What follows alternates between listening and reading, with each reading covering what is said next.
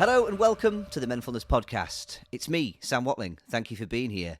As we continue to try and figure out what's going on, why are we not talking, why do we struggle in silence, what are we going to do about it? I know I do not have the solution, but hopefully if I talk to enough of these guests, we'll figure it out together. So first, before we get going with today's amazing guest, Matty Laycock, let's have a little bit of feedback from Jack Woodhams, one of our founders. This is on the episode with Mike Hewitt called Friendship Chemistry. Boys, just out with a dog, and I'm listening to Mike's podcast, which is very bloody good. You both again smash it out of the park and speak eloquently. And I've just got up to the friendship chemistry bit, and I can't actually believe. I think you've actually convinced yourself that you believe in it. The cheesiest saying in history, and you've made up a theory and a logic behind it. You accidentally stumbled up those two words together, which are not needed. The chemistry part of any friendship is not needed, because that's what friendship is. You've come up with a theory, not that you just accidentally came up with it, realised that it pissed me off, so kept saying it, and then thought, I better come up with a theory. You actually believe the most cheesiest thing in the world is true. I love it. Boys, proud of you. Smashed it out of the park again. I love you lots. Take care. Thank you, Jack. If you like the sound of Friendship Chemistry or any of our other episodes, you can find them on Spotify, Apple Podcasts, Google, YouTube, wherever you're getting your podcasts from, you can find us there. So do check us out. Now for today's guest, Matty Laycock. What a sound bloke. Honest, open. He talks about his OCD, his work as a mental health nurse. He's now a CBT therapist with IAPT. He talks about his coping strategies, values, meditation. It's awesome. There is a mention of suicide in there, and he does talk a bit about the dark times with his OCD. So bear that in mind if that might trigger something going on for you.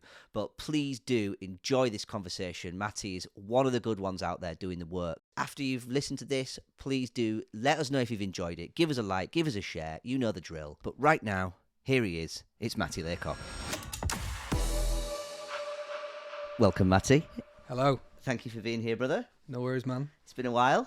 It has, hasn't It's it? probably pre-COVID I last saw you. I think just during COVID. Was it just? Oh, was it during? Was I it? think just, first But lockdown. complying with all the restrictions and. Oh, absolutely, yeah. Yeah, we met and had a good natter about the life, the universe, mental health, and everything. Because I'd been noticing that you'd been spending a bit of time on socials, being more honest about what you were doing, and also I knew that you'd got into therapy and mental health as a career. So just, really interested to hear your thoughts about all that, and really grateful for you to give us your time, mate. So thank you. No worries. Thanks for the opportunity. So before we get going then, can you tell us a little bit about you? Who's Matty? Where you from? How old are you? What do you do? So I'm Matty Laycock, and I'm 35 years old, and I'm from York, Fishergate area, and now I'm a therapist, CBT therapist, and before that I was a mental health nurse. I'm passionate about improving mental health professionally and personally. So I suppose I come at that from like a dual place of having personal experience with like mental health issues, like many of us have, and then also now kind of learning and kind of sharing those skills professionally too. Brilliant, thank you, man. So did those experiences in early life then, did they lead you to this career? Was that something that kind of drove your desire to become a nurse? Yeah, I think I would say so. Absolutely, yeah, definitely. I think when I first started in mental health when I was like 24 years old. So I did like 25 different jobs before I was 25, and I wasn't massively a fan of many of them, and I was a bit lost. Yeah. And I think that kind of also crossed over with when OCD was really bad. Yeah. So like probably between the ages of 17 and 24, I kind of had this personal kind of nightmarish battle with OCD. Didn't know it was that. And and then it all kind of converged at a similar time. So at about 24 years old, I think I was working for an agency, and I did some just some volunteering at a drug and alcohol agency in York. It was called Lifeline, and now it's called Changing Lives. Yeah. And I was in there, and I was like, oh wow, like, can I get paid to do this job? Right. So I just did some volunteering one day, and I remember there was like somebody on guitar, and there was like lots of emotion going on. Yeah. But for me, I was like kind of settled in that environment. Yeah. And I was like, oh, this is fascinating. This is interesting. Yeah. And I think I was all right at it. So I think after 5 months, I got a job there, kind of like, kind of drugs counselling. It's kind of like key working. Yes. In a support worker role, and I just loved it. And I finally found something that I was all right at as well. So it was like, and then that was around the time as well that I found out what I'd been experiencing was OCD. So that was how old were you then? Sorry, when was 24. that? It was 24, right? Yeah. And so, can you tell us a bit about what OCD is then, and how that came to be in your life? Yeah. So I suppose, like, from a personal experience, I think I was always a bit of a worrier growing up, and always kind of experienced lots of internal worries. But I think I got very good at not showing that. Yeah. Probably because I didn't want to worry people around me, and various things that were kind of like maybe stressful going on. But I was always very good at hiding that. Yeah. And I think I was like, it was almost became like a martial art at smiling, but then inside being very, very worried and anxious. And I wouldn't have even called it that at the time. You just don't know, do you? Absolutely not. And then like I got to 17, and I remember I had an intrusive thought. Probably my first big one. I was probably experiencing before, but I remember it was just this thought hit me of like, what if I just like hurt and kill people close to me? And this thought just like came to me, and I was like, whoa. And because it like made me feel incredibly anxious and dread and terror, I thought it was important. Yeah. So when that thought hit me, I was like, okay, like I need to do something about this. Like, what do I do?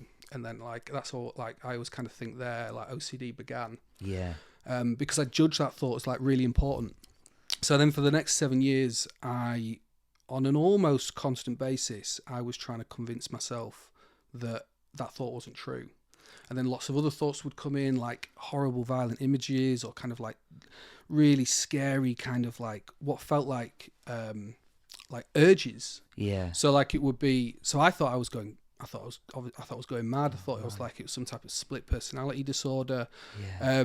You're so young when it starts as well. Like you're still figuring out who you are at 17. Aren't you? Yeah, absolutely. And of course, like in terms of like self-esteem, if you think that like you potentially could be capable of doing like these terrible things, like well, the self-esteem is non-existent, isn't it? Yeah. So I became very good at like hiding that. But what I didn't know is what I was starting to do was like compulsions. Right. So I'd like try to avoid certain conversations, or I'd try to, I would like hide sharp objects away from me so I wouldn't see them, or I would kind of like, try to avoid like news stories that like would like provoke me or trigger me. Yeah. So I was doing all of these things. I remember I used to kind of like put my head in the pillow, and I would like plead with my brain to not, for these thoughts to not come up. Brutal. It was like, like OCD can be like actual nightmare. Like it sounds traumatizing on a daily basis. Did you feel like these were real then? Did you actually start to feel like you were a risk to people around you then? Absolutely. Like, because I didn't know what like intrusive thoughts were. I thought obviously like, well, if they were there, and then the trick that OCD can play is like you start to think, well, if they're there, then that must mean something about me, and like, and I'm always thinking about it. I'm always trying to get rid of it, so it must mean something about me. Yeah. So. Yeah, I absolutely thought that they were like really important. And then I think then I got to the point where I was like, well, if I keep experiencing these thoughts, then like, and I'm a risk, which it feels like because they're there, then like maybe I need to like hand myself in or like kill myself or something. Oh man. So like that was, so those thoughts were like horrendous. And so like, and then you're left with this trap where you're like, well, if I was to do something to myself, then like that would like really affect other people around me. And then but then also if I stay around, what if I hurt someone? So then you're just trapped, like you're snookered. So it was like a brutal place to be. And like it would be little things like with OCD, because you're trying so hard to push the thoughts away, it would feel almost like that, like they were trying to get out. They're trying to make you do it. Right. So I'd become like rigid around people in case I like punch them and stuff like that. So you were fighting it all the time. yes, yeah, Yeah. Utter tension and utter kind of. But then also like the fear that if I tell anyone, I'll get locked up or I'll lose like my freedom, or that people will obviously like not love me and all that type of stuff. So there's shame around it all as well. Yeah, like When did you tell someone then? Was that? So it's interesting. So how I first found out about it was I got this new job. I'd found out about this drug and alcohol agency and I applied, and then I think I went on some training, some mindfulness training, and the lady taking it was saying like, oh, people's internal experiences can be like really surprising. We don't know what's going on in their head. She's like, some people with OCD can have repeated thoughts of like stabbing people, and I was like, what? So like my ears like pricked up, and I was like, what, OCD? I thought that was about cleaning and stuff like that. So like I basically ran home, went on Wikipedia and looked up OCD, and it spoke about like obsessions, compulsions, and intrusive thoughts, and I was like, oh my word. Yeah, I think that might be me. That people think about it, is it? No, exactly. Yeah. Like the pattern with OCD is always the same. Right. And like actually, even though the content feels really important of the intrusive thoughts, it is the patterns that are interesting. So essentially what happens is when you get like an intrusive thought, like with OCD and with other anxiety disorders, you get an intrusive thought that you find that you judge as wrong and bad, and like that makes you anxious, and then you then feel compelled to do something with it. Yeah. And then if you do something with it and you get rid of it, that actually like in your brain that creates some relief. So the brain, I think it's linked to the dopamine system. Yeah. So when you get rid of an intrusive thought, that actually means that the brain's like, oh, he feels good now. Yeah. So then the brain learns, oh, I need to keep throwing intrusive thoughts at him, because the way that Matty feels good is by getting rid of them. So then that creates the loop. So then that actually, you finding a way of relieving the intrusive thought then solidifies that pathway. Yeah. And you get more of them. Yes, exactly. Then you keep getting more, and then you keep needing more and more. Keep needing to do more and more compulsions to get rid of them. Right. So it tends to gradually get worse. It's not like it starts off, because usually it's teenage that people start with the thoughts, isn't it? It can be quite, I think commonly, but I think some people can get it at many stages. Sometimes the children. I think sometimes when people I've worked with people, right, when they've got old, when it's generated when they've got older. But I think quite commonly it maybe be teenage years or young adults. Right. And I understand that it's quite regular. It's quite common for it to be quite serious with OCD. There's a lot of people who have a serious impact on their quality of life. Absolutely. I think that there's some stats that shows it's one of up there with some of the most debilitating disorders, and it's interesting really. I think it can affect people in different ways. So the pattern's always the same. So say for example, if there's like maybe a mother is like repeatedly washing her hands, and so people might be like, oh well, she's washing her hands until her skin comes off, why would she do that? That's like really illogical. But actually it is quite logical for her, because her brain keeps saying, like for example, could keep saying, well, if you don't wash your hands then you could poison your kids and they could die. So then she, like, obviously then if you believe that, then you're going to just do anything to protect your kids. Right. So, but every time she washes her hands and she gets some relief, the brain will keep throwing it again, and again.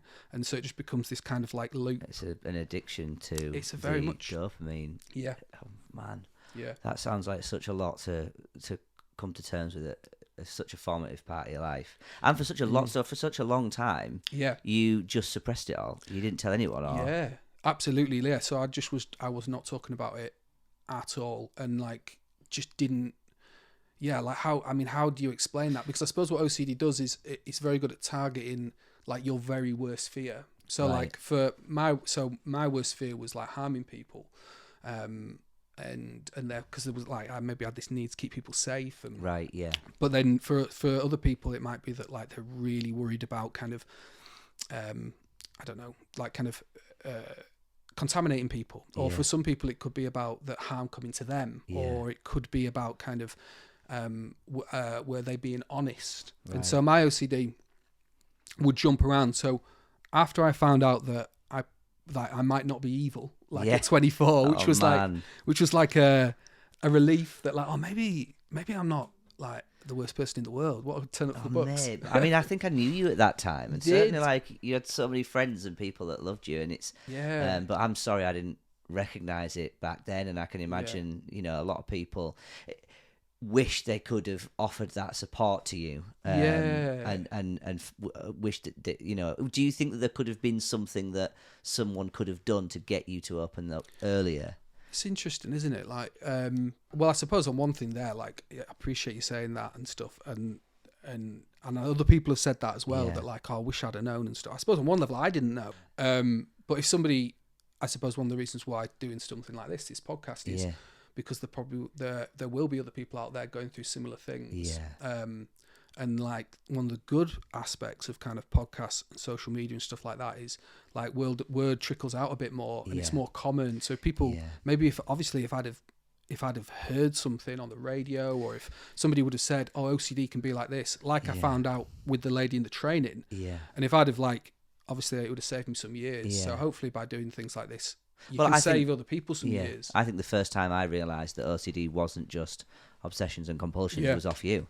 Oh, really? So even though we are in a much more open space for these sorts of conversations, there's still stuff that doesn't quite, that doesn't get shared as much. It doesn't get talked about as much.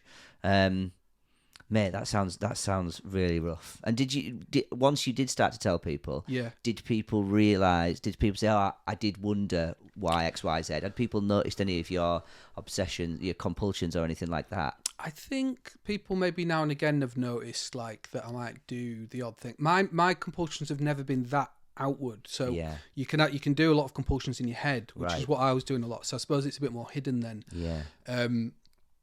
But I think some people might have fed back that, oh, is that why you were a bit wild maybe when you were a bit younger at times? And it probably was. Like I think sometimes maybe, I don't know, getting into arguments or partying hard. I think some aspects of that were because it would give me a break, a bit of escapism.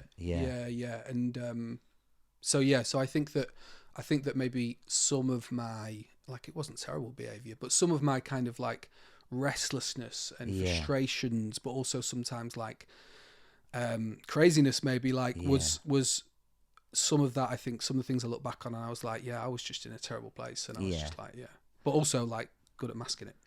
Very. And I think that a lot of the blokes that come to Menfulness, I think that we're all different, massively different, and come with all different things, but there's an overlap that kind of, a lot of people suppress it for a lot longer than they should, or that they've, once they realise it's all right to talk about it, and then they hear other people are going through something, maybe not similar, but the depths that we can get to and not feel like we're worthy or capable or that they're safe enough to talk about it. So once you did find out and you understood what it was, how easy was it for you to access support around it, and what did that look like for you? So when I think I spoke to my girlfriend at the time, who was really good about it, and then family a little bit, and then some friends, but I suppose that was tricky because like there's like shame, isn't there, involved in a lot of, or like we feel like there's shame involved in this stuff, and then but then I think I felt quite determined to just be open about it and make it normal, and I think that just is just important to me generally, that like these are like quite common human experiences. So like and like 95% around that of people experience intrusive thoughts, but it's just that a certain percentage of the population interpret them as being important. Like a lot of people can have a thought of like, oh, what if I'd like, jumped in front of that car or drove my car off the road. I've had it on a motorway where I've been like, whoa, I could do it. Yeah, it's possible. Yeah, and so that's just a really common part of the human experience, and they can be very taboo or violent in nature or just bizarre. But it's like it's the people that kind of interpret it in a certain way. So again, that's why education is important, I think. But so I started talking about it, and then I went to the GP, and I went to the GP like 3 times in the first week because I still had this fear of like, right, they're gonna take me off to like Bootham, to the mental health hospital. So I still thought. So there's a barrier even to getting support because you worried that it'd be too. Yeah, that it'd be. I mean, I used to think like when I was really bad, I remember I packed my bags once. This is before I found out what it was, and I was going to go and knock on the door of the mental health hospital, but then I was like, oh yeah, but then what if I'm not allowed to stay with my family for Christmas Yeah. and all this type of Oh, stuff as well? man. Just like, I mean, I don't no Matty. idea what they'd have done. Like, I'd thought about calling the police, I think, and I was like, what would I have said? Like, but this is why, I mean, I just got in such a headspace about it.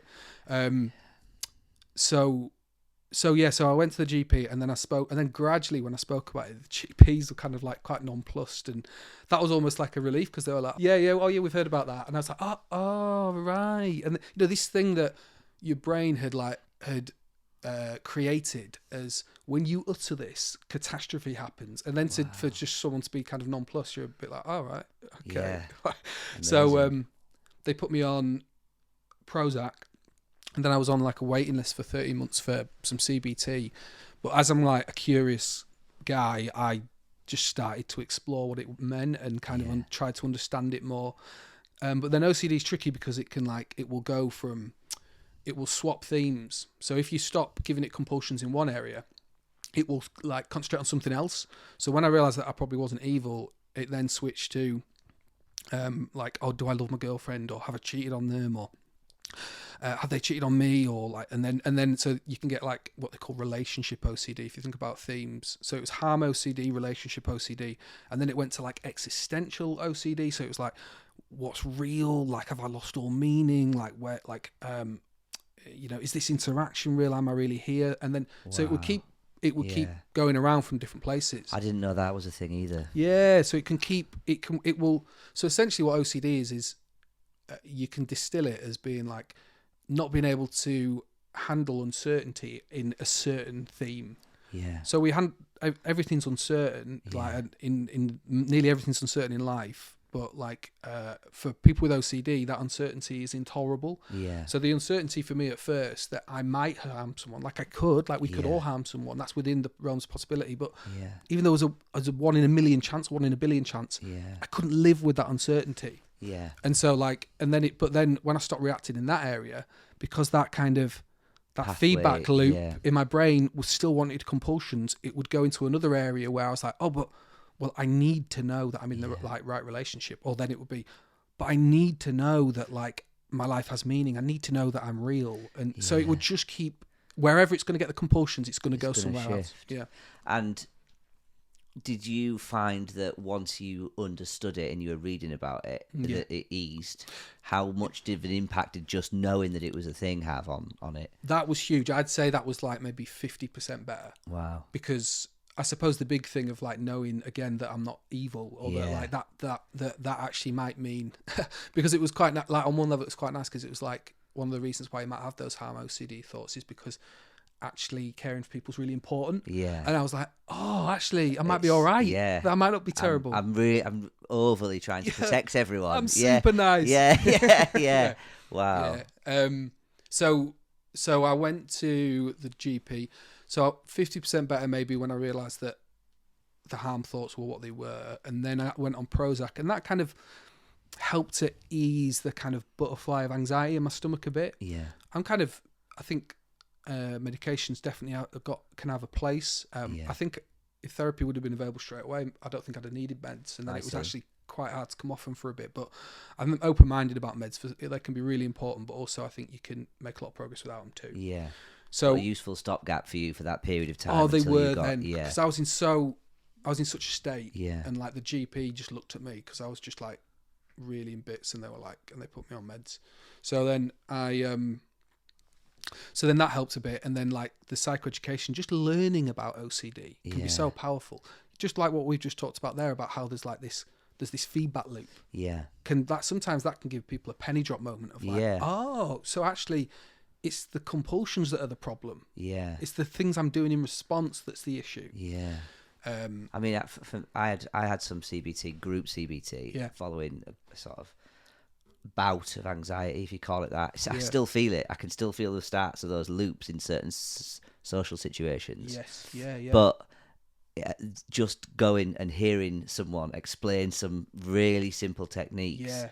And understanding that avoiding this wasn't going to help, make it go away. Yeah, definitely changed things for me massively. I know it was nowhere near as terrifying, because it was like something I would normally have been really comfortable with suddenly Yeah. was scary, Yes. rather than something so, traumatic. And I think as well, I kind of had the tools to talk to people about it quite quickly. That's It good. took me getting to a certain point, Yeah. but it was in quite a short space of time, Yeah. probably in the space of a year or so. What, after the group?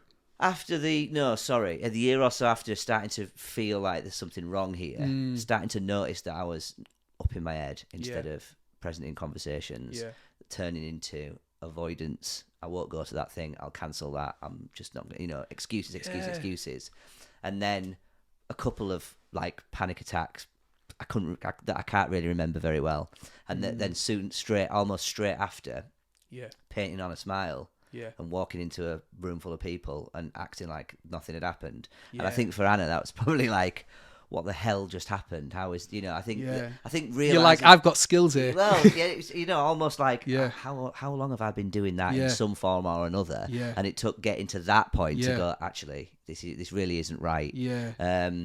But I recognise exactly what you're saying about Yeah. that kind of, there's a shame around it. Like, how do you explain to your friends that you don't want to spend time with them, even though you really, really do? Yes. It's just that you're scared. Yeah. I'm scared of the people that I've known for 20 odd years. Yeah. That makes no sense. Yeah. So I think, even though I know our circumstances are totally different, I can kind of see that there's a bit of a There is. overlap around it, and the anxiety, the fight or flight kicking in, Yeah. and it feeling like this must be real. There's something is actually physically happening. Yeah. So it doesn't matter if this is only in my head, because Yeah. it's also physically affecting Yeah. my life. Physically very real. Yeah. And I think that there's a real crossover. If you think about that, like it's that same compulsion. Sometimes we call it in CBT like safety behavior, but it's that same thing, isn't it? Of like, well, I'll cancel. Yeah.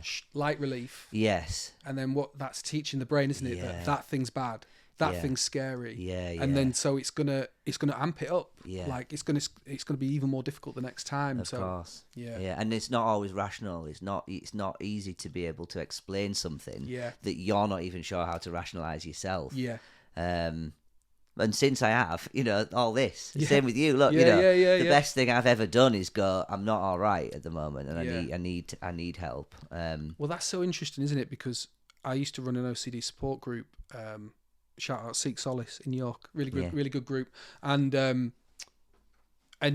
so with what's so interesting is our mental health issues and OCD or anxiety, social anxiety. They can be the thing that we kind of like are most shameful of, and they can be the thing that we want to keep private the most. Yeah. But what's interesting is like the like it's like a 180, because they're actually the thing which can create the most connection. Yeah. So the thing that we're most ashamed of because we think that we'd be rejected about can actually, when we talk about it, can actually create like really wonderful connections and meaning. And so I'm fascinated by that. Yeah. I would see it in like OCD support groups. Sometimes people would be, like terrified of going, of talking about these thoughts that they've never shared with anyone. And then within 5 or 10 minutes, everyone was laughing like, does your brain do that? Yeah. My brain does that. Oh, and then relief. like the like palpable, powerful. Yeah, those sorts of groups are amazing. We run one a month at the community stadium. I think you'll have to come to one at some point. Yeah, definitely. I'd love to. But a circle group, and you'll see that there'll be the same blokes will turn up maybe 2 or 3 times. Yeah. And they're building up to it, and then they'll talk, and then it's just it's game changing for everybody. Everybody learns, and it's like relief for them, and it's relief for you, and then you get to know them then, and they're part of the group, and then they're helping somebody else. 2 or 3 sessions down, they're helping somebody else who's in that same position, and it's like there's something so what was once your biggest fear could become your strongest sort of connection to other people. It's amazing. It's mad. It's beautiful, man. It's like I really, I love that. And it's interesting to talk about with clients as well, that it could be that the thing that you're most shameful of or most scared about might actually give you the thing Yeah. that you're fearful that thing will make you lose. Yeah. Well, it's become a bit of a purpose, and it Yeah. sounds like it has for you too. Big time, yeah. So, so the group that you ran in York was Yeah. this was after you. So you'd worked for the Changing Lives for a bit. Yeah. Yeah. Yeah. And then you moved into this field. Did you straight after that, or? Yeah, so I was like, I worked at Lifeline, which is now Changing Lives. So that was the drug and alcohol agency. So I worked there for 3 years and loved it, and got loads of purpose from it, and just kind of thought like, oh, this can be a career here. And then I'd been there for a few years, and I didn't really want to go into management. I was really, there's such a crossover between substance misuse and like and mental health, and it was the mental health aspect that really interested me. So then I applied to be a mental health nurse at York Uni, and that was in 2015 that I did that. So 2015 to 2018, I did mental health nursing, and then just started getting lots of different experience, because when you're a student nurse, you're in nursing environments, so on wards, and then in community teams. You're doing the job. Yeah. While you're doing, is this a degree? Yeah, it was a degree. Is it right? Yeah, so that's a degree in mental health nursing. Right. So I did that for like 3 years, and then I really like second and third year I started to work on like psychiatric wards and in community teams, and then in when would it have been? It would have been in I think in between working and doing mental health nursing, I was working in like a medium secure psychiatric hospital. Right. And so that was interesting too. So that was like kind of in working in the criminal justice system and stuff like that. And then in my final year of mental health nursing, I was working in the crisis team in York. So you've seen a complete cross section. Yeah. In quite a short period of time, really. I suppose, Yeah. as well. Utter. Yeah. And then and I really liked the crisis team. And then I got a job there in my first year of like qualification, and I was there for 2 years, and then nearly 3, no, it was 2 or 3 years, and then but again, I was kind of, I suppose I got itchy feet, and I was always more of a therapeutically minded nurse, always got called a bit of a tree hugger. Because, right, and whereas crisis stuff is like quick, something serious is happening, this person's life is at risk, or health is at risk. Yeah, so that's like the most frontline, and probably the most unwell people in the community who or who are in a crisis. So it could be like suicidal, or people who are psychotic, or bipolar and stuff. So do people still come to you then, or were you going out to see people? I was in home-based treatment, so that's where, like, if you're a part of the crisis team, then you're in the home-based treatment team.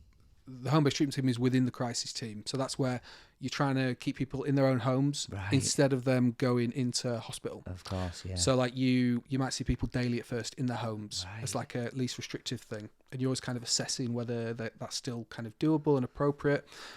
But what I really liked about that job was that you could like see the same person for like a few times in a row, or maybe 3, 4, 5 times, and then you could do like a good piece of work with them. And because I'm a bit of a mental health geek, like over the years I've like just like absorbed all this information, and people always telling me to like, Matty, shut up talking about it. That I'd like, then I had like a free space to like, if it was appropriate, to like do small interventions and stuff and share knowledge, I suppose. And I loved that. But then I think again I got a bit itchy feet and thought, well, I want to I'm very therapeutically minded mental health nurse. So then I thought, right, I want to do therapy. And then that's when I applied and got onto a course with IAPT, which is now NHS Talking Therapies, and trained to be a CBT therapist. Right, which you are to this day. Yeah, and then so I qualified a year ago, and I've been a CBT therapist for a year now. Right. Yeah. So can you tell us a bit about CBT then? Yeah. So when you're with a therapist and at assessment, the person will do like an assessment and talk about kind of what's been going on. Yeah. And you, like with the client, you kind of like figure out what's the best thing to work on. And so you're working according to well-known diagnosis. Yeah. So you might think, is it the problem most looking like depression or generalized anxiety or social anxiety? But I think that it sounds like what you did. You went to the group.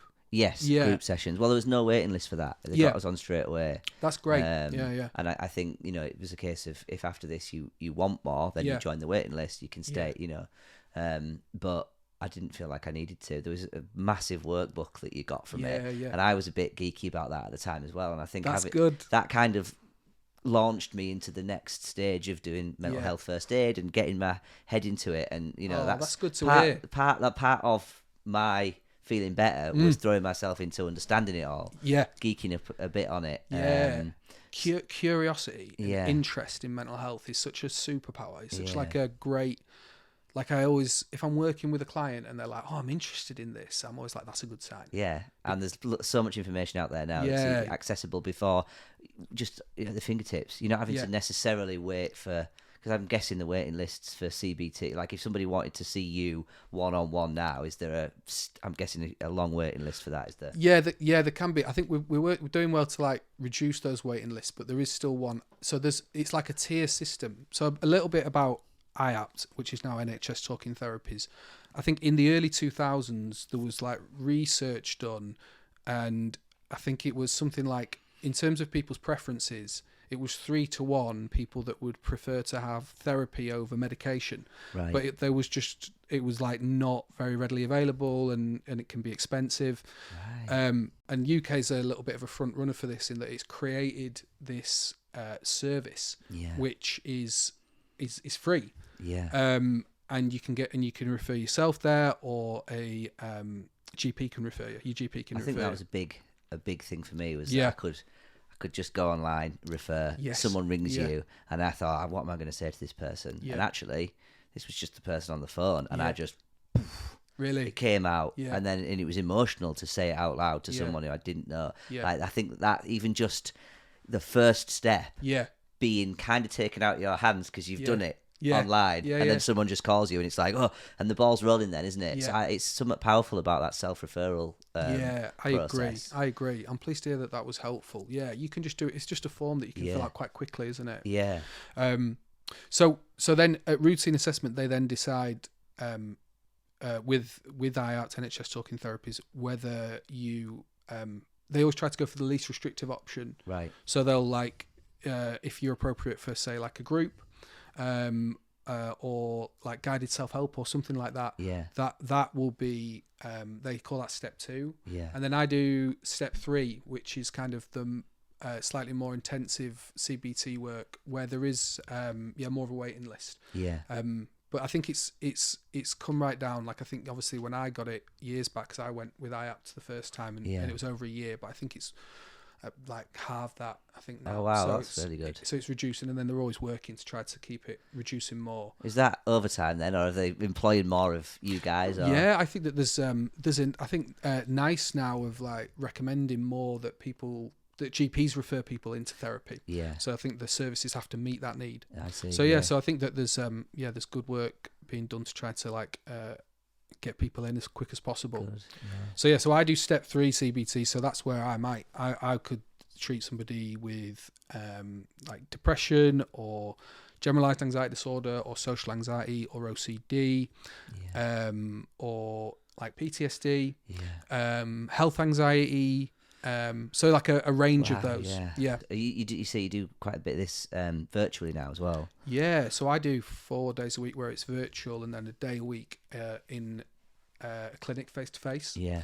And so I think we did more video because obviously through COVID. Yeah. But actually more people are wanting video now. Yeah. So, and it's more efficient, and it's less carbon footprint. There's the win-win, isn't it? Do you still find that you can create that connection and rapport with someone virtually then? Is it as easy enough to do once you kind of get used to it? Yeah, I was dubious about that at first. Like I was thinking, well, if you need to be in the room, and I think there can be an advantage to face, but I've been really like remarkably surprised with how much warmth you can still create and kind of trust over video. Like I think it can be really good.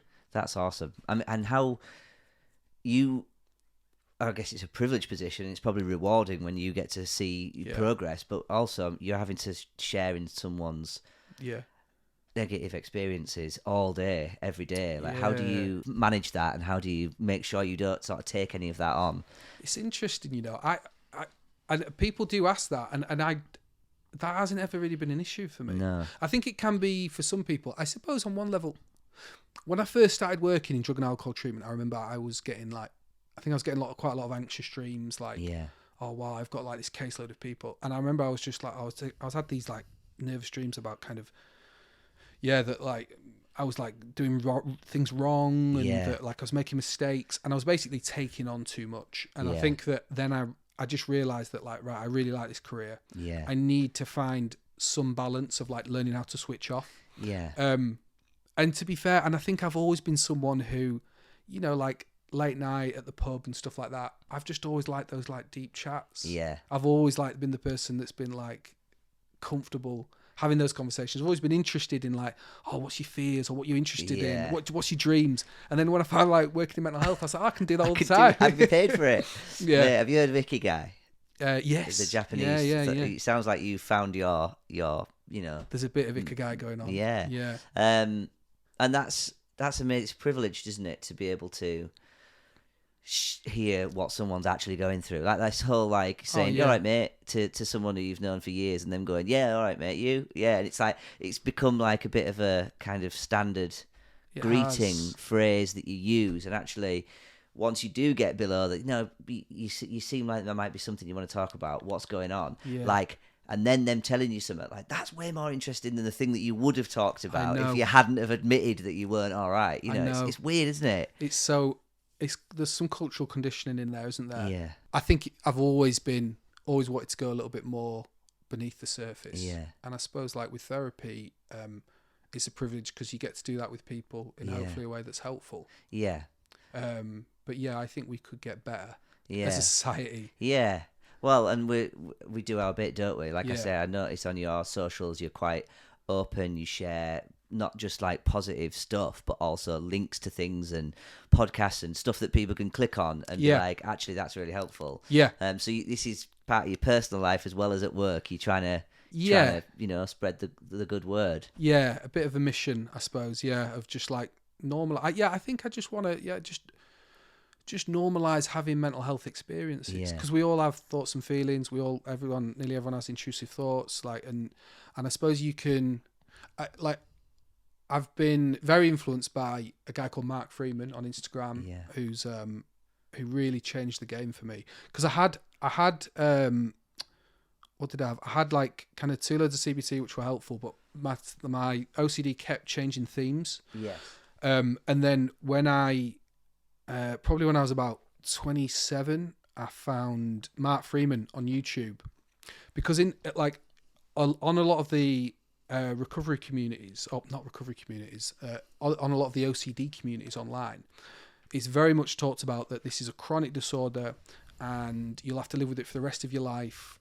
And I didn't really find that very motivating. God, no, that's quite a scary thought, isn't it? Yeah, and everyone's got their own relationship with this, so that like, and everyone has kind of will come to their own relationship with what OCD will be like for them, what it means to them, and how long it will last. Yeah. So, but for me, that wasn't good enough for me, and it didn't make sense to me why I should accept that. Yeah. But I think there was one piece which I got from Matt Freeman, and I think he hammered home the point that it is your relationship with uncertainty everywhere that you've got, that you need to work on.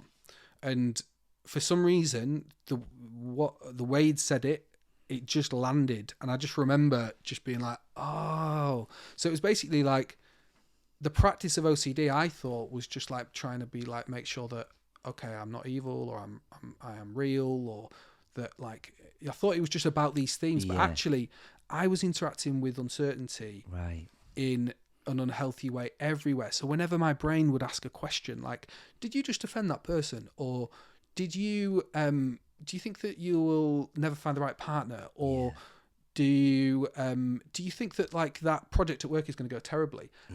I was always answering that. So basically what I was telling my brain was, I need to be certain about all this stuff. It's like a control of your environment, and so and so when I found that, when I learned that, and it just stuck, that's when I think recovery really started, because then I was like, I think he's got one of these videos, he's got a video called OCD Themes, and I think he said, everywhere you go this week, give uncertainty a big hug. And that just stuck, because every time my brain would ask a question, I'd just go, I don't know.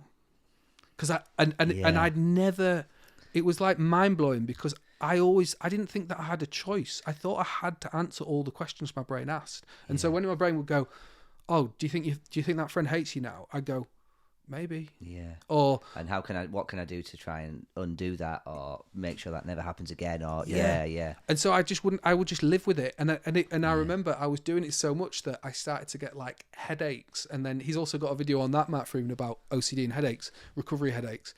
And that was because I think my brain was just changing. It was like, there was a part of my brain was like, "What are you doing? You need to answer these questions." And I was like, maybe I do, maybe I don't. And again, it was just more uncertainty. Wow.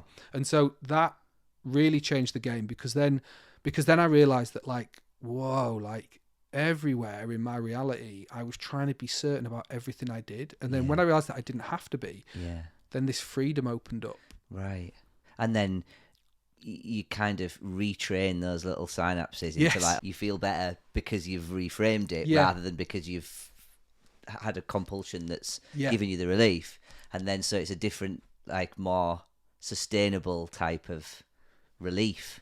And actually it actually gives you, it was changing, that then changed my relationship with feelings, because when I didn't answer a question, my brain didn't like it and I felt anxious. Right. But then I started to chase that, because I realized that feeling of being uncertain and anxious was actually meant that I was getting better.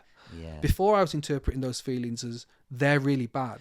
Because like with anxiety disorders and OCD, like generally people hate uncertainty and they hate anxiety. And they avoid it like the plague. Exactly. So if you can switch that up to being more tolerating them and then accepting them and then just like bring it on, then actually that's like you start to see it like, well, it's like going to the gym. It's like, I'm going to lift uncertainty today. I'm going to accept anxiety today. And it's like a practice. That's awesome. And so that just changed the game, because then I was like, well, I'm just going to do that all the time. And then and still sometimes like it will come up, and my brain has had a lot of practice of trying to be certain, so I have to be aware of it.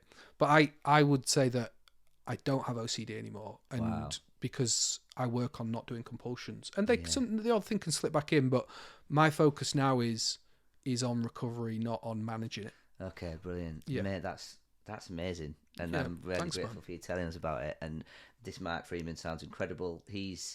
Has he experienced it himself then? He's got to the stage that you are. He's found these understandings through personal experience, and now he shares it with others. Absolutely. And he was and I think again that was so helpful, because I was probably going to listen to him more, because he was somebody who'd had it and now didn't have it. And I was like, well, that's empowering. And I suppose again that's why I find it important to talk about this, because it's good to not only talk about mental health issues and these experiences, but also about getting better and being proactive with looking after your mental health. Because I do find that there's an amazing change that's going on in like the public consciousness about mental health, but I do feel that there's maybe sometimes we're missing like a bit of the next bit of like, what do we do? Like how do we build great mental health?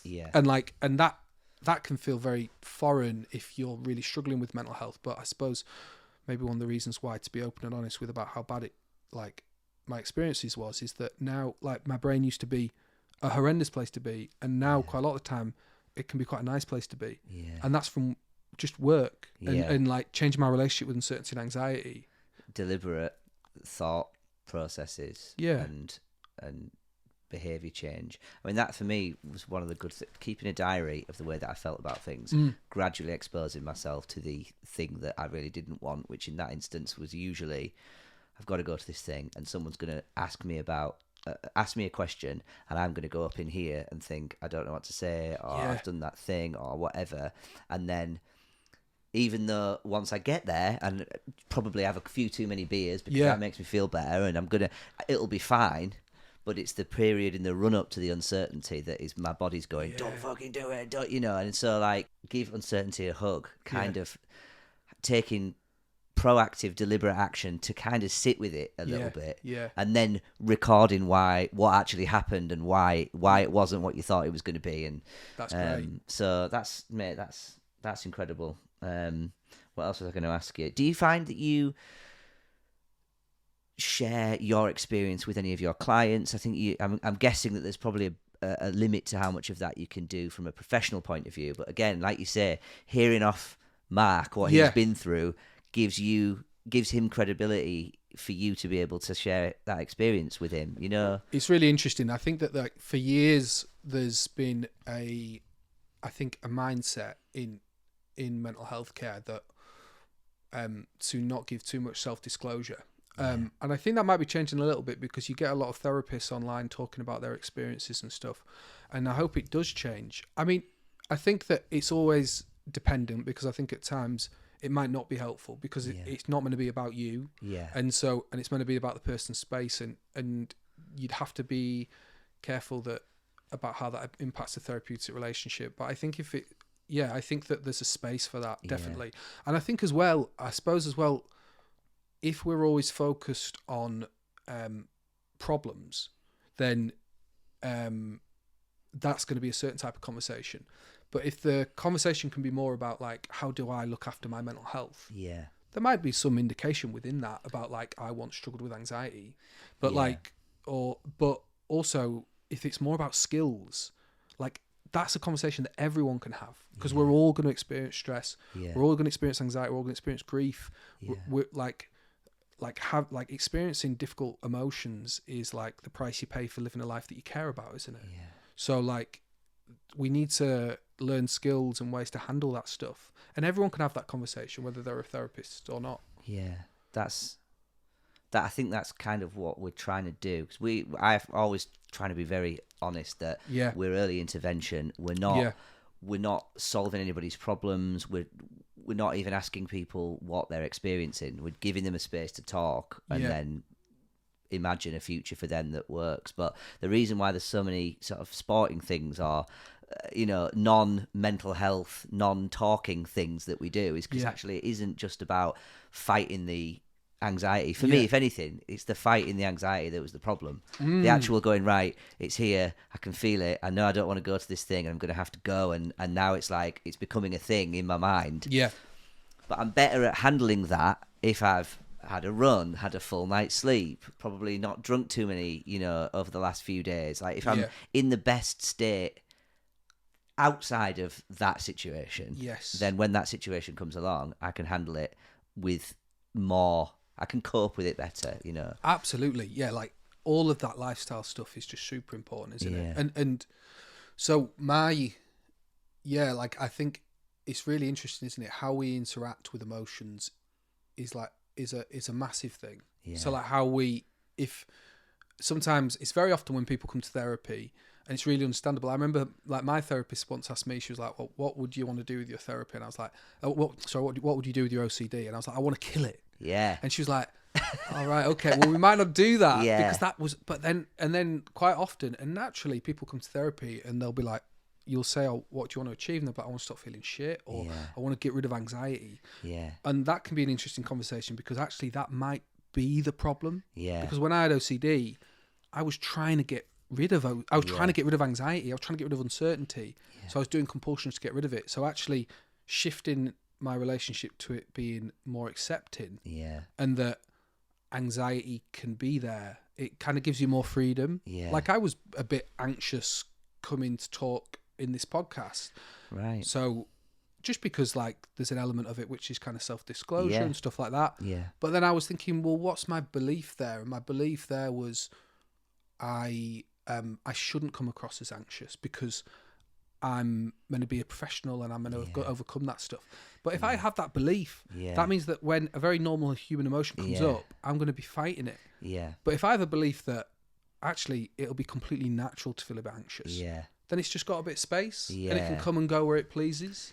So like how we believe, like our beliefs can really impact, and how we interpret and interact with anxiety can have a massive issue. Like I remember when I was younger, going to parties, like you said, probably when we were at parties together, and thinking like I need to come across as confident. I can't look nervous. And then of course that just creates this tension of like that shouldn't be there. That shouldn't be there. But actually, like, why was I judging a really human emotion? Like it just meant that I was struggling with it more. And the amount of stuff that we go through. I mean, the amount of stuff people go through in an average life, if there is such a thing. But when you were in those situations, also coping with the sort of thoughts that you were, and yet still managed to come across as you know, just a really nice bloke. Do you know what I mean? Thanks, man. I You think too. that's. I thank you, mate. Yeah, I think, like I say, I think a lot of my I feel myself doing it now, going up into my own head, using 1,000 words where I could use 100, checking that people are happy with me. Yeah. All of that's fine to a point, but as soon as you're up in your own head, the mask comes off a bit. Yeah. And so at that point, really, the thing to say is, I'm feeling really anxious right now. Yeah. And people aren't going to go, oh, well, I don't want to talk to you anymore, or please leave. They're not going to do that. They're gonna, you know, they're your friends. They're the people that care about you. It's all right for you to go, I just need a breath. I just need to take 5. Do you mind if I just step away? Like, I didn't ever do that. Still not sure I do. Yeah. Really. It's tough. But I feel a lot better about the fact that I could. Yeah, absolutely. And sometimes calling it out can be really powerful, can't it? Just like, oh, I feel anxious today. I used to believe that being anxious around people was the worst thing possible. I used to think that was it's like it's offensive to someone somehow if they found out. Yeah. It's like imposter syndrome as well, isn't it? It's like, I need to come across as like a capable human. Yeah. And if they realise that I'm freaking out internally, they'll think, well, this guy's not capable. Or what would they like? Just like, oh no, you're not a friend anymore. Yeah. You feel anxiety. Yeah. Like of course. I mean, but your brain really truly does believe that, doesn't it? But they are human emotions that are there for a reason. We just don't need to get in their way as much. Yeah, I mean, it's probably a little more existential, but do you think that some of it is kind of their ancient responses to, like, literally fight or flight? They're ancient things that are kicking off in us because of modern day, like, compounded issues. Maybe once upon a time we were worried about where our next meal was coming from, or what bear we might have to fight off, or whatever. Yeah. And now we've got, you know, social media accounts and bills and stuff, you know, like different problems that our ancient responses are ill-equipped to kind of keep up with. I think there's definitely something to that. Like I think that the part of the brain, I think it's the amygdala, very ancient part of the brain, like that's still. That same thing switches on whether there's a saber-toothed tiger in the room, or whether there's like a girl that you're nervous about asking out. Like, so like that's the same thing. And there's like a same response, and adrenaline gets released, and there's anxiety and stuff like that. It's meant to protect. It's meant to help. Yeah. Give it a hug. I like give uncertainty a hug. Give it a hug. And uncertainty and anxiety, they hate getting hugged. Yeah. They hate getting hugged. The thing that keeps anxiety and uncertainty going is denying it and trying to get rid of it. Anxiety loves that. But if you could be like, all right, come with me. Come with me and like say hello to that girl. Come with me and like do the podcast. Then it's just like, oh, he's not paying me attention. Yeah. I like that. It's but it feels incredibly foreign. Like I always know if I say that to clients sometimes, like what would it be like to fall in love with anxiety? What would it be like to just like give it a hug? And like I know very often they're like, what is he talking about? But like sometimes I'm just like, what would it be like to just maybe just tolerate it a bit more? Like sometimes I'll say this thing about like, so Billy, Barry and Steve. So Billy goes to a party and he hates anxiety. And then Barry goes to a party, he tolerates anxiety. And then Steve goes to a party and he accepts anxiety. And then I ask like, well, what's their experience is going to be like? How's it going to be different? And what would you think? Yeah, well, I would imagine that, the person who hates anxiety is going to be having a terrible time, probably throughout the entire party. The person who tolerates it, I think this person who tolerates it may have a better time, because actually the person who loves anxiety is then looking for it. The person who just lets it in and lets it be is non-indifferent about it. So that's interesting. I would definitely say the first one's going to hate it, because usually what we find is that like if you hate it, you're going to give it a longer half-life because you're going to be struggling with it. Tolerating it, you're going to be like, yeah, that can be there. I know it's there, yeah. But I would maybe say that the accepting one, you're not really doing anything with it. It's just like, it's fine. It's just there, and it will just probably just ease into the background. But, I think that is what happens, isn't it? Once you've fed it a different relief, you know, actually I'm here now.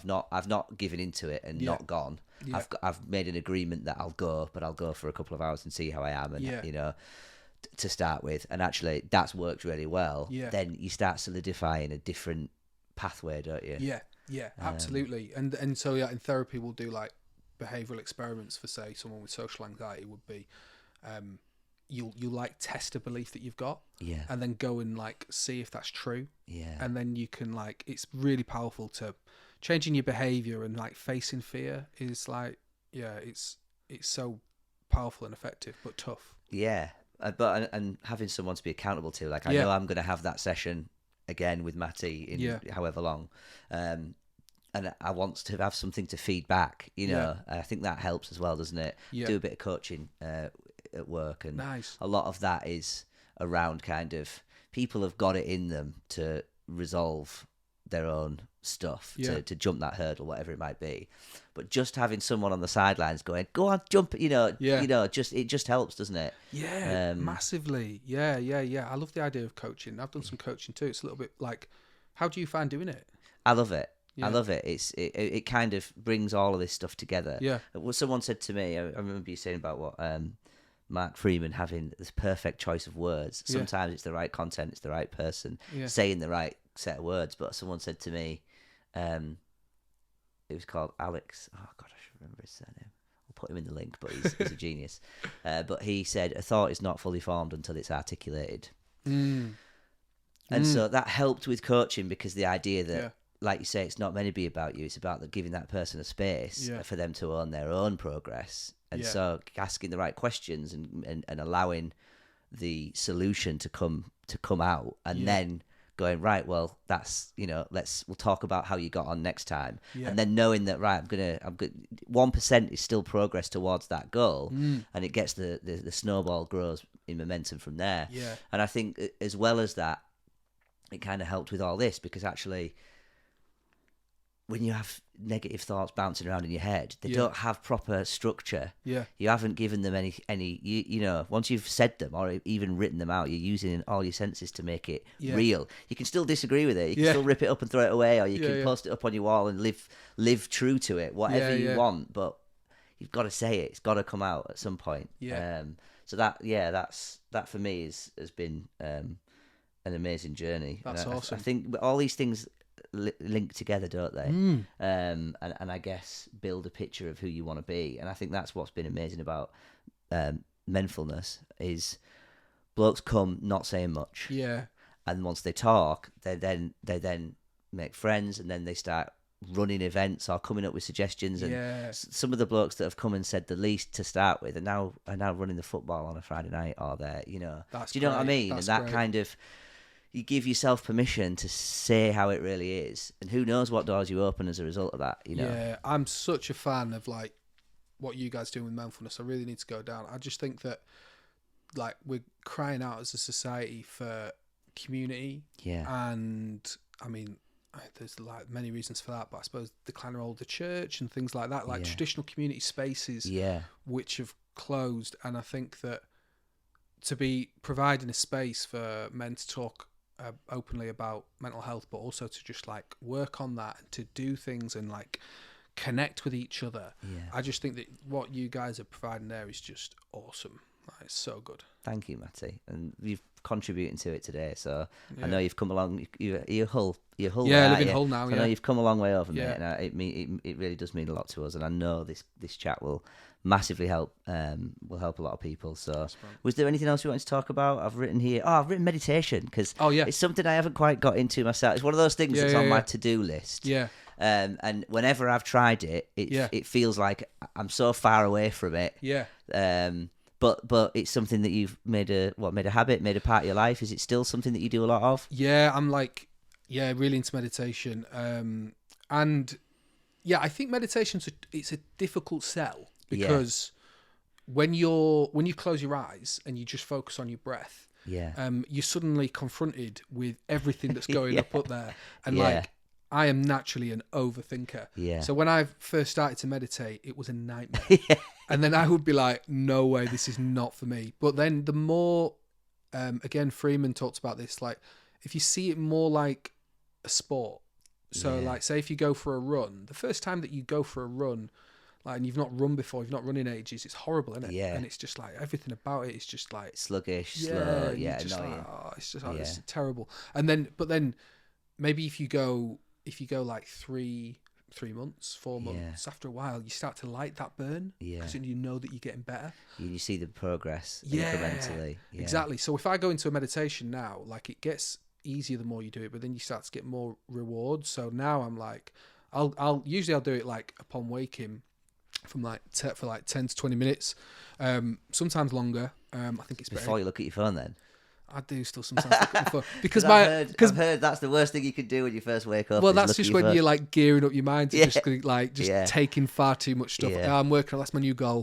I will do it now. But like so, and I think it's because my app is on there. Yeah, so it's just I'll just check WhatsApp. So have you got like a guided meditation app? Then have you got something that helps you? Yeah, so I got an Insight Timer's really good. That's got tons of like free meditations on, and you can. That's got so many on. You can find what's right for you. But generally, I like to do silent meditation too. But silent meditation's good. But that's the hardcore stuff. It's just tough, sat in a room on your own. Yeah, nothing. Just focusing on breath. Yeah, just focusing on coming back to the breath. But that's. Say, for example, I'll go into that and I'll be like, right, I'll know that this might be quite hectic and chaotic. Yeah. But if I continuously bring my like mind back to my breath for like 10, 15, 20 minutes, 30 minutes, then by the end of that time, usually after like 10 minutes, 50, like if it gets into 15, 20 minute mark, by the end of that time, my brain will just be less busy. Right. And it will just be more tethered to like one thing, and then the rest of the day, even if that's been quite stressful or difficult, the rest of the day is just crisper, and the rest of the day is just clearer. That's like a run. That's like how I feel with the runs. Yeah. So it's not about reaching kind of a empty mind, and well, I'm guessing that's the final end goal, but actually that's not necessarily a successful meditation. That might be a chaotic thought soup. Yes, but actually, it's still worth doing it. It's still worth having it. Still so worth doing it, and I think you can. Like I've had really good experiences with meditation where you do, and so there's different ones. So I do something called Metta, which is where METTA, or loving kindness meditation, and that's where you think about people that like you love and people who love you, and you really build that. Capacity to feel positive feelings, because like a big thing with like when you struggle with anxiety is you've got really good at practicing anxiety, so you've not really given space. I remember when I used to feel like happy, I'd immediately feel anxious because I'd be like, like when's this gonna go, or like what's this, or like I wouldn't know how to handle happiness or joy because I was so focused on anxiety. So I do loving kindness because it's almost like developing that skill to feel love, and that's like a really lovely thing that you can do, because you just like, you know, it can be give you, if it's a guided one, it's like think about a time when somebody did something really wonderful for you, or think about people around you who love you and they're looking at you kind of like adoringly, or they're like really proud of you, and actually like, and then you like grow that feeling, and then you give that feeling back to them, and so that's amazing. That's awesome. Really good. So that's and then I was doing that so much at one point, like that Metta, that I remember I was getting my hair cut from a hairdresser, and I was just thinking, I love you. Comes out. I was like, this is working. That's amazing, dude. So like there's that one, and then there's also like gratitude meditations too. So like my general mental health practice now will be meditating, and mindfulness. So focusing on one thing like the breath or what I can hear. So I find that's really good for like focusing my mind. And then I'll also like usually write down most days like things I've been grateful for, because again that trains the mind to be grateful. And then I'll also do like loving kindness to like practice feeling that loving feeling. So I'll like kind of like be flexible with that, but then I might be like, again with the kind of the skills thing, I'll be like, oh well, I've not got much on Saturday, I might do 2 or 3, or I might do a longer one. But you know you're going to be coming back to one of those each day. One of those ones. And then and I think that's I heard on a podcast recently, I think you have something like 80,000 thoughts in a day or something, and 60 to 80,000, I think 80% of them are negative. Oh my god. And so that's intense, isn't it? So but actually like meditation has been shown that you can manage those a lot more, and you can calm them down.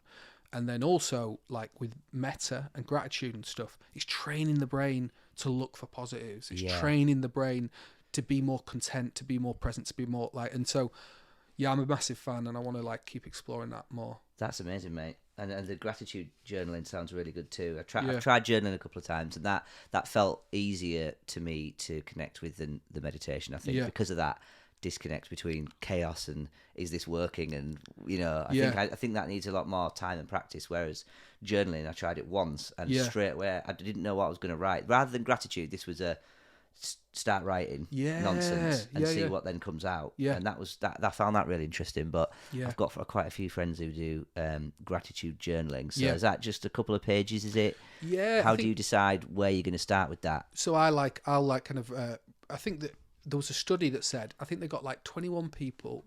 No, it was over 21 days, and they got these people to write down 3 things they were grateful for each day. Yeah. And then after like the first, in the first few days, they were thinking, oh, this is really difficult. My brain's like picking out the negatives.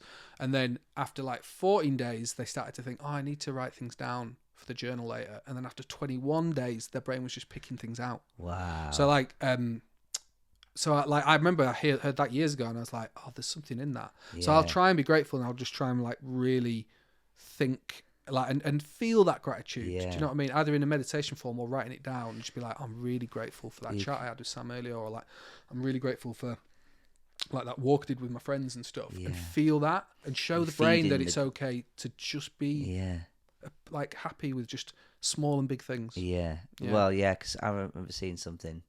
A meme or whatever that sort of said what you feed will grow, and it was just like plants, and the ones that you give food and water to, they're the things that will naturally flourish. And it's like, if we're having 60,000 thoughts a day all negative, then why wouldn't we be in a negative mindset at the end of that day? Or why wouldn't we wake up thinking, oh, here we go again? That's really interesting. There's something in coaching with the appreciative inquiry, the idea that people come usually with a hurdle, and we're kind of trained to look at the world as problems to solve. It's like natural negativity bias, isn't it? Like, the figures are down, what are we going to do? Who's getting fired? Rather than, right, what are all of your strengths?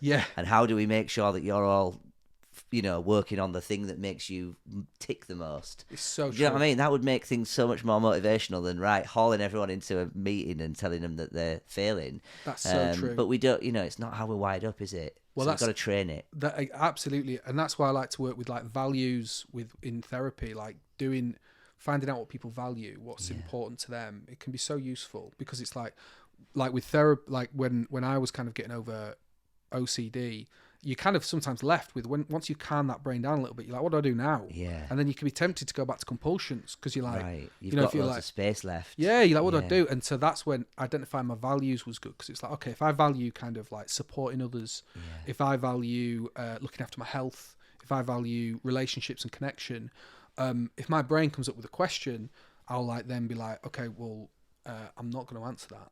And actually what I'm going to do is I'm going to give my time to something that I know that is important to me. Wow. So it's like a switch of direction. Yeah, it's like a handbook to what Matty Laycock should be spending his time and energy on. Yeah, and so like, how do you find what your values are? How did you go about sort of starting that process? I think there's various techniques that they kind of, so acceptance and commitment therapy is one that a therapy which really focuses on values, but CBT does quite a lot of it too. And so there is a little exercise that I know from ACT called Sweet Sour Heroes. Right. So like you identify a time which was sweet and where things were good, and then you ask yourself what you liked about that. So like, say for example, if it was like, oh, I really liked last Christmas, and then you can ask yourself, well, what did I like about that? It's like, well, people were getting on, and there was loads of laughter, and like there was just that time, and it was just a great buzz. And so you'd be like, oh, so what was the things that you valued about it? It's like, oh, that person probably values connection. They probably value laughter. They probably value family or friends. So they're like some of your key values. And then the sour bit is like a time which wasn't so good, and that doesn't have to be like a traumatic time, but it might be like somebody might say, oh, well, I lost my job. Yeah. And then you can say, you can reverse that and say, well, what does that show that you value about that? And it might be that, I value achievement. Yeah. I value productivity. I value, and then. So if something's negatively affected you, it's because you really cared about it. Exactly. And it's a part of your values. Yeah. Right. And so sometimes that can be, sometimes when things are really bothering us, that can actually be a real window into what we care about. So if we're really, if like, say for example, worried about our relationship, it probably means that we really value having a good, strong, healthy relationship. So like, for me, it was like, well, rather than always worrying about it ending or going badly, how can I build this relationship? How can I contribute in this relationship? Because my brain was always just worried about it going wrong. Yeah. It wasn't, I had to kind of train it to be a bit more about like, oh, how can I make it good? How can I create something? How can I contribute to it? So you got to do that switch. And then the last part of Switch Our Heroes is heroes. So that's like somebody that you look up to. So it could be a friend or like sports person or celebrity, whatever. It's just somebody that you look up to, and then you ask, what are the characteristics that you look up to? Right. And it's likely that you'll value those things. So if it's like, oh, they're courageous and they're adventurous and they express themselves, you probably means Their that you aspirations for your that you want for you in your life. Yeah, exactly. And then that's you can, cool, man. and then that you can use them as a bit of a compass. So I'll have them in my phone or whatever, and just be like, what do I value? Like when I plan my day, or if I've got some space, like, well, why don't I put something in that I value? Rather than worrying. Yeah.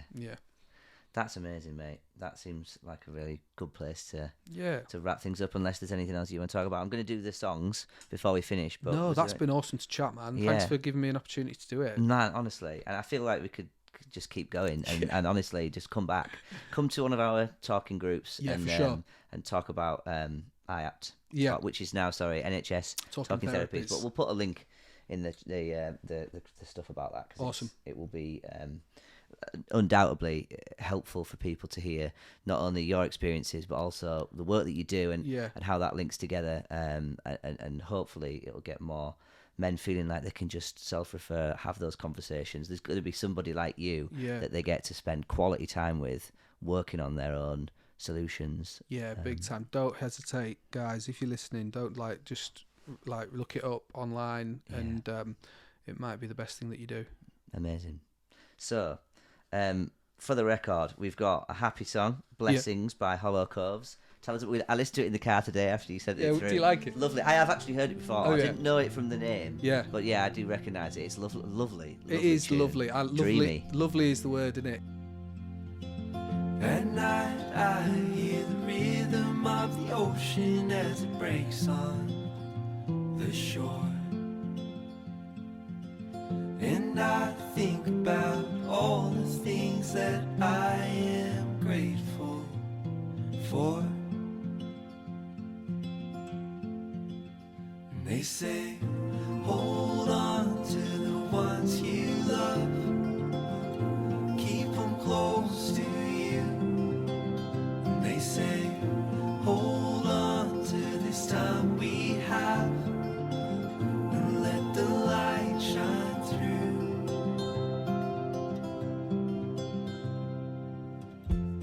Yeah, I think it's just about being grateful for the small things, and I suppose that's what we've talked about today. And it's just nice, and it just reminds me of, like, I don't know, being on a beach and just with mates, just having a laugh, and just savouring good times with family. Yeah, perfect. That's perfect. Thank you. And then Both Sides Now, Joni Mitchell. Yeah, that's awesome, because I think that's on that bit where is it Emma Thompson on Love Actually? You know, when she's found out that, like, he's been like getting with the secretary, and she's she's like crying, and she's kind of being like that kind of that strong mother who has to deal with it. And I think the songs about that I used to think that like love was all about rainbows and clouds, and now I think it's all about kind of actually it's really difficult. It can be really difficult, and I don't know love now. Rose and flows of angel hair and ice cream castles in the air and feather canyons everywhere. Looked at clouds that way, but now they only block the sun. They rain and they snow on everyone. So many things I would have done, but clouds got in my way. I've looked at clouds from both sides now, from up and down, and still somehow it's cloud illusions I recall. I really don't know clouds.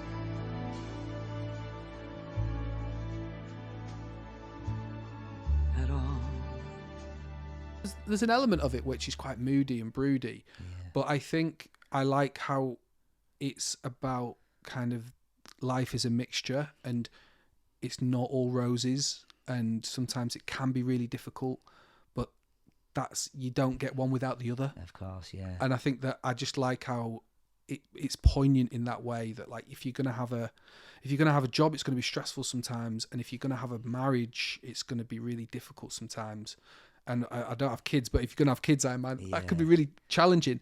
But also like that's because you care, and like we hurt where we care. And so I do think that like that song, like it just hits those notes. That's lovely, mate. Yeah, that's absolutely perfect.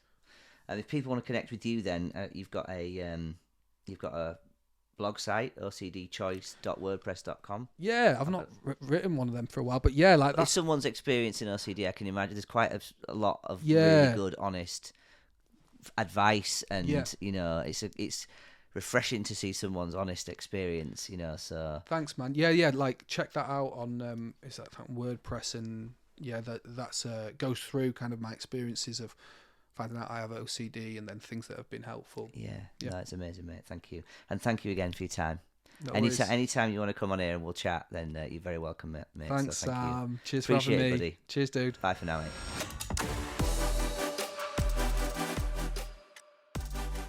Thank you for listening. How good was Matty? Would you like us to speak to more people like him? Would you like to come on the show? Please let us know in the comments. Get in touch. Check out everything that we're doing via menfulness.org. Until next time, keep talking.